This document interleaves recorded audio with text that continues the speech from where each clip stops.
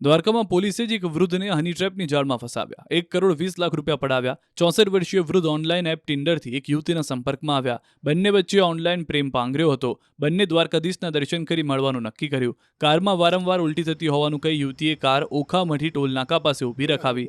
Plan મુજબ જ પોલીસના વેશમાં બે શખ્સો પાછળથી આવ્યા અને સંજય કરંગિયા અને અજય હોમગાર્ડ નામના શખ્સોએ પોલીસ હોવાનું કહી વૃદ્ધની કાર તપાસી. યુવતી નિકિતા ઉર્ફ આરઝુ સિંઘના પર્સમાંથી ડ્રગ્સ જેવું પદાર્થ મળી આવ્યું, જેથી યુવતીએ પૈસા આપી મેટર પતાવવા કહેતા સંજય કરંગિયા નામના વ્યક્તિએ 10 કરોડ રૂપિયાની માંગ કરી હતી.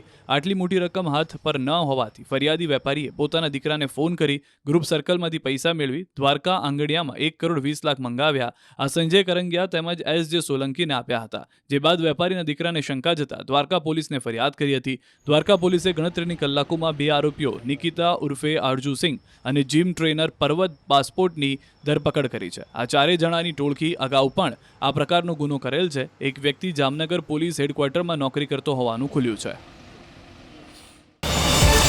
QR કોડ સ્કેન કરો અને ડાઉનલોડ કરો ન્યૂઝ 18 એપ. મેળવો ગુજરાત અને દેશ દુનિયાની પળે પળની અપડેટ્સ.